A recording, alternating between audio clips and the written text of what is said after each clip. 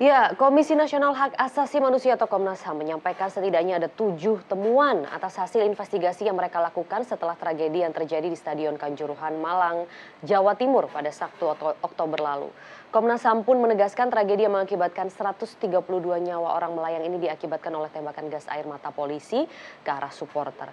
Nah, untuk membahasnya lebih lanjut, sudah terhubung dengan Komisioner Komnas HAM Hairul Anam dan juga ada anggota Kompolnas Albertus Wahyu Rudanto melalui sambungan Zoom. Selamat pagi Bapak-Bapak.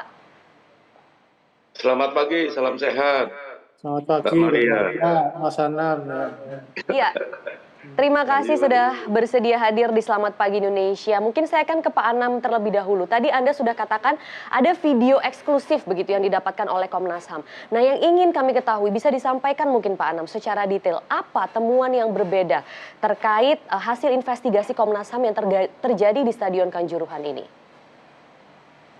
Iya, kalau terkait video itu nanti akan kami sampaikan di laporan akhir, tapi gambarannya adalah video itu merekam bagaimana arah tembakan gas air mata. Yang kedua memang menunjukkan salah satu pintu, ya di antara pintu-pintu yang utama itu yang menjadi titik di mana banyak jatuhnya korban itu, kami juga mendapatkannya.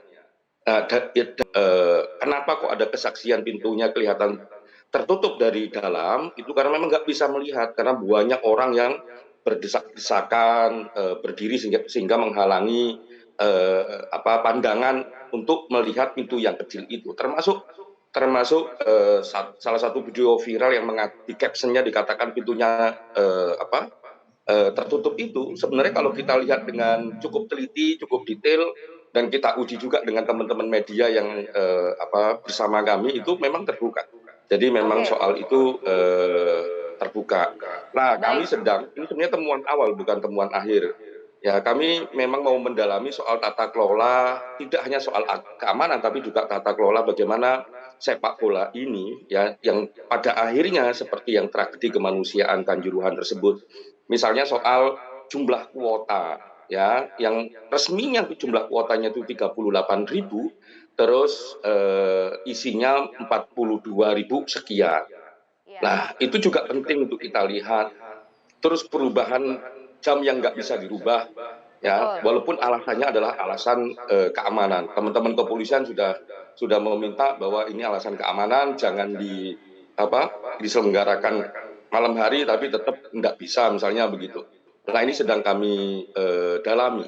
Sehingga memang Pak Anam, nanti kita akan gali lebih lanjut mungkin terkait dengan video ini. Ini dapatnya dari mana dan kapan kira-kira akan dibuka ke publik dan bukti-bukti apa saja misalnya yang sudah Komnas HAM kumpulkan. Nggak usah ditanya, tapi pasti mungkin nggak akan saya sebutkan. nggak akan disebutkan. Tapi mungkin kapan Pak akan dibuka? Di laporan akhir. Di laporan akhir. Baik, nanti kita akan kembali lagi ke Pak Anam, tapi saya sekarang harus akan bertanya ke Pak Wahyu di sini sebelum kita jeda pariwara.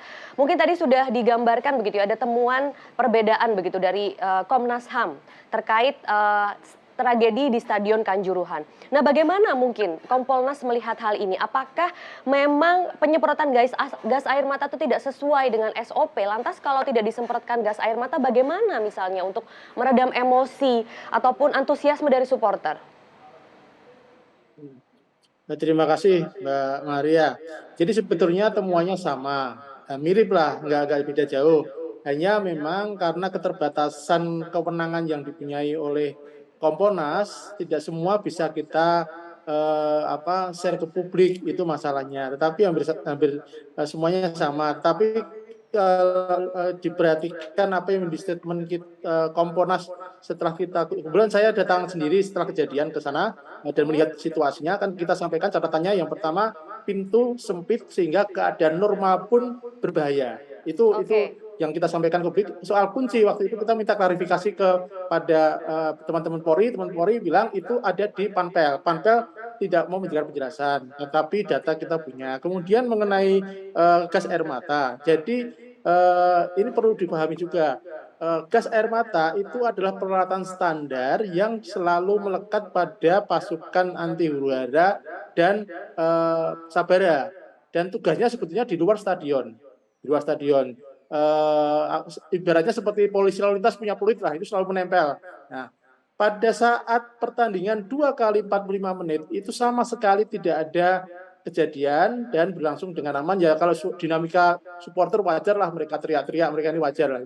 Tetapi kemudian pertandingan selesai, lalu mulailah ada yang pengen masuk, yang di luar yang nggak bisa masuk. Setengah main itu ribuan penonton di luar nggak bisa masuk. Untung polisi mendesak panitia menyiapkan ada layar lebar di luar sehingga paling tidak mengurangi mereka yang ngotot masuk. Jadi mereka yang nggak mau masuk itu sudah punya gelang tiket. Jadi harusnya Pak mereka Wahyu, bisa tapi masuk. kalau nggak bisa Kompolnas masuk. sendiri melihat, boleh singkat saja mungkin Pak Wahyu mengenai hal ini, apakah kesalahan ini dari pihak kepolisian yang tidak menjalankan SOP atau memang kondisi lapangan yang mengharuskan penyemprotan gas air mata menurut Anda?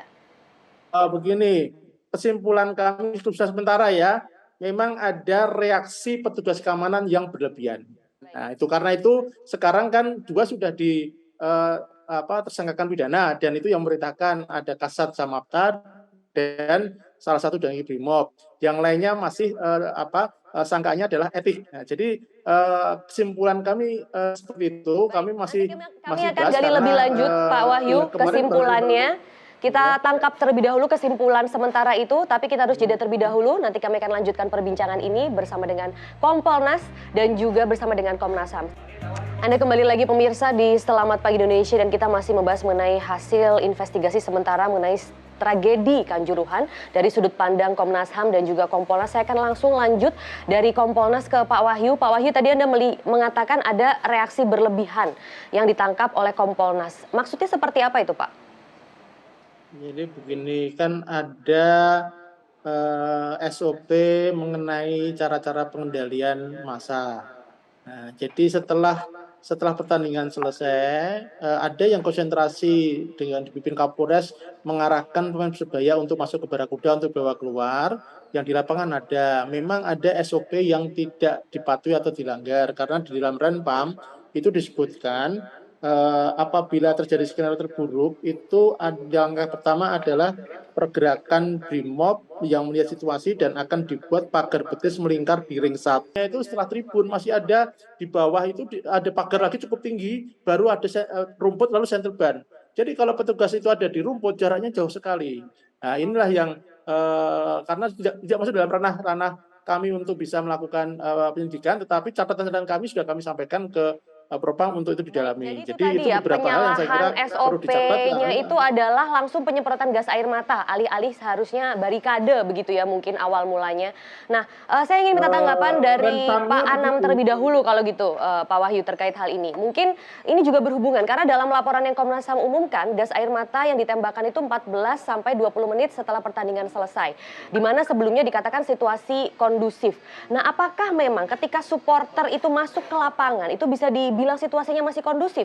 Karena simpang siur, kalau polisi mengatakan waktu itu situasinya sudah mulai ricuh, tapi juga ada temuan yang mengatakan bahwa sebenarnya supporter hanya ingin memberikan supportnya kepada pemain dalam hal Aremania di situ. Nah, sebenarnya apa pemicu dari ditembakannya gas air mata tersebut kalau Komnas HAM melihatnya? Sebenarnya bukan kondusif, kami menyebutnya itu terkendali. Jadi situasinya mulai peluit dari wasit sampai menit ke-14 atau 15 sampai 20 itu situasinya masih terkendali. Ya, situasinya masih terkendali itu satu. Yang kedua, kalau Polisian gitu ya Pak Anam ya, yang langsung menyemprotkan gas air mata karena memandang mungkin akan terjadi ricuh, padahal belum tentu begitu. Iya, kami sih melihat itu kan harusnya bukan untuk mengejar, tapi untuk membubarkan. Nah, ketika ditembakkan ke shuttle ban, di sisi yang lain supporter itu sudah mau pergi dari lapangan, itu penembakannya kami lihat. Dan sampai kena ke tribun juga sebenarnya itu ya masalahnya. Ada penembakan di tribun juga begitu ya Pak Anam ya? Kalau soal di tribun kami punya banyak video yang di tribun sampai tribun paling jauh. Baik, itu temuan yang sungguh menarik. Semoga nanti juga bisa memperkaya hasil investigasi. Kita akan minta keterangan ke Kompolnas kembali, pemirsa. Nah, kalau kita membahas ini sekarang dari pengurangan kapasitas penonton, kan memang ada permintaan begitu ya untuk mengurangi kapasitas penonton dari pihak kepolisian pada saat itu. Dari kapasitas 38.000 orang, ternyata tiket yang sudah dipesan itu 43.000 oleh Panpel. Juga ada permintaan perubahan jadwal dari kepolisian, semula pukul 20 menjadi pukul 16. Nah, bukankah sebenarnya langkah-langkah yang dilakukan oleh pihak kepolisian ini sudah sesuai prosedur? Apa kiranya yang membuat imbauan atau permintaan polisi ini tidak dihiraukan kalau menurut Kompolnas? Jadi ini catatan kami dan analisis kami kemarin sudah kami sampaikan lengkap ke TGIPF. Tentu tidak bisa kami sampaikan secara terbuka ke publik, tetapi yang jelas tanggal 13 September itu ada surat dari Kapolres kepada Direktur Utama Liga Indonesia Baru. Ya, karena sebagai operatornya kan LIB minta untuk diajukan dengan alasan pertimbangan keamanan. Karena data intelijen menyebutkan stadion ini pertama tidak layak untuk pertandingan dengan high risk match. Untuk yang itu analisa intelijen. Kemudian juga fasilitas keamanannya sangat tidak memadai, seperti tadi pintu sempit, dari tribun harus masuk curam ya. Sehingga kalau kemudian lampu penerangan juga hanya tersorot ke lapangan yang tinggi.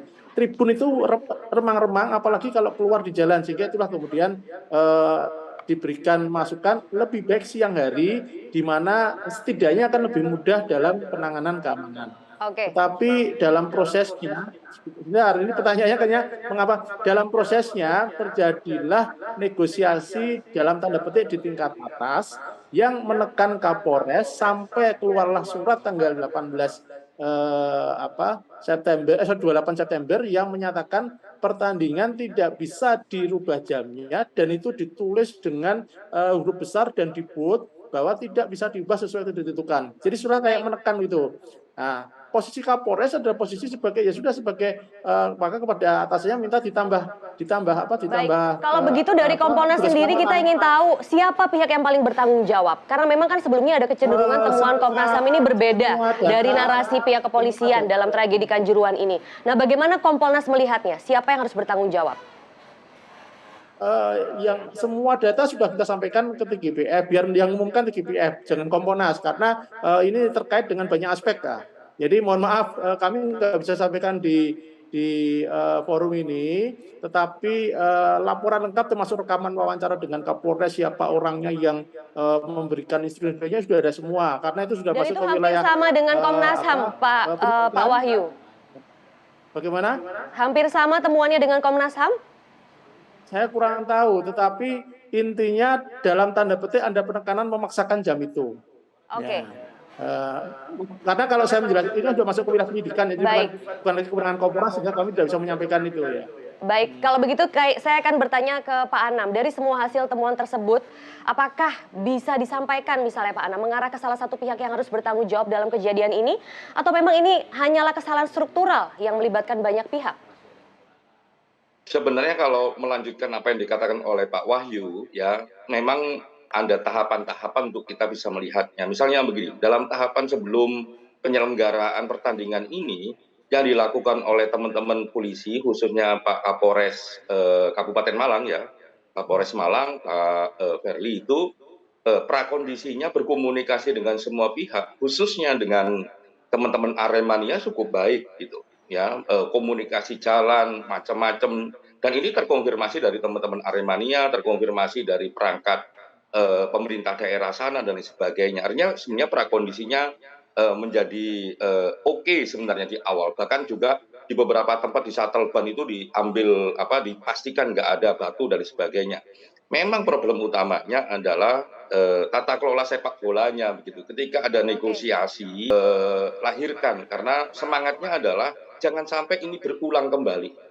Ya, jangan sampai ini berulang kembali dan ada perbaikan yang sangat mendasar terhadap tata kelola sepak bola kita sehingga sepak bola kita penuh prestasi, nyaman dilihat, aman dilihat.